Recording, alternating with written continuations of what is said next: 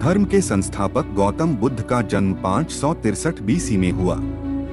बुद्ध की माता उनके जन्म के 7वें दिन ही मर गई, तब उनका लालन पालन उनकी विमाता प्रजापति गौतमी ने किया। बुद्ध के बचपन का नाम सिद्धार्थ था तथा 16 वर्ष की आयु में उनका विवाह कर दिया गया। उन्होंने 29 वर्ष की आयु में गृह त्याग कर दिया। 6 वर्ष की कठिन तपस्या के बाद 35 वर्ष की आयु में वैशाखी की पूर्णिमा की रात निरंजना नदी के किनारे पीपल वृक्ष के नीचे उन्हें ज्ञान की प्राप्ति हुई। ज्ञान प्राप्ति के बाद सिद्धार्थ बुद्ध के नाम से जाने गए और वो स्थान बोध गया के नाम से जाना जाता है। बाद में महात्मा बुद्ध के बहुत सारे शिष्य बने, जिनके साथ बुद्ध एक स्थान से दूसरे स्थान आते जाते रहते थे, जैसा कि इस कहानी में दर्शाया गया है। एक बार महात्मा बुद्ध अपने शिष्यों के साथ तीर्थ यात्रा के लिए जा रहे थे। चलते चलते रास्ते में एक गांव आया। महात्मा ने कहा, आज का विश्राम इसी गांव में करते हैं। यह कहकर शिष्यों सहित उस गांव में चले गए। गांव के लोगों ने महात्मा को देखा तो बड़े प्रसन्न हुए और महात्मा के लिए बहुत अच्छा आसन लगाया। सभी अपने अपने घरों से अच्छा पकवान बनाकर लाए। रात होने पर सभी बच्चे, बड़े, स्त्रियां महात्माओं के पैर दबाने लगे और आराम से बैठकर ज्ञान की बातें सुनते रहे।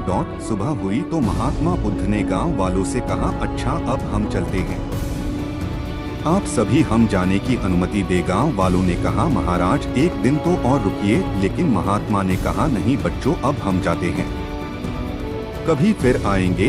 यह कहकर महात्मा चलने लगे और चलते हुए महात्मा बुद्ध ने गाँव वालों को वरदान दिया और कहा, सब के सब उजड़ जाओ। यह वरदान देकर महात्मा चले जाते हैं। चलते चलते शाम हुई तो महात्मा एक दूसरे गाँव में पहुँचे। वहां पहुंचते ही बच्चों का बड़ा सा झुंड दौड़ा आया और महात्माओं को चारों तरफ से घेर कर कोई मिट्टी फेंकता है तो कोई कीचड़ फेंकता है। शोर मचाने लगे। महात्मा लोग बड़ी मुश्किल से उनसे पूछा छुड़ाकर एक जगह गए और जो अपने पास फटा पुराना कंबल था बिछाकर बैठ गए। महात्माओं ने भूखे प्यासे रहते हुए बड़ी मुश्किल से रात बिताई। सुबह होते ही महात्मा चलने लगे और चलते हुए महात्मा बुद्ध ने गांव को वरदान दिया कि सबके सब बसे रहो। गांव से काफी दूर जाने के बाद जंगल में एक तालाब आया और कुछ फल के पेड़ नजर आए तो महात्मा बुद्ध ने कहा, बच्चों यहाँ थोड़ी देर विश्राम करते हैं। वहाँ महात्मा लोग फल खाते हैं और तालाब का शीतल जल पीते हैं। तब एक शिष्य ने कहा, महात्मा क्षमा करे, हमें एक बात खटक रही है, आप नाराज न हो तो हम पूछ सकते हैं।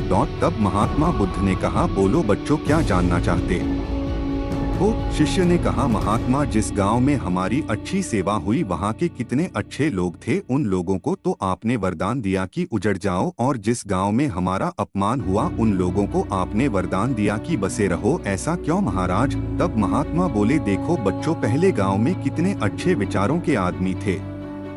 वह आदमी उजड़ जाएंगे तो दुनिया के कोने कोने में फैल जाएंगे और जहाँ भी जाएंगे सभी को अच्छे विचार सिखाएंगे, इसलिए मैंने उनको उजड़ जाने का वरदान दिया।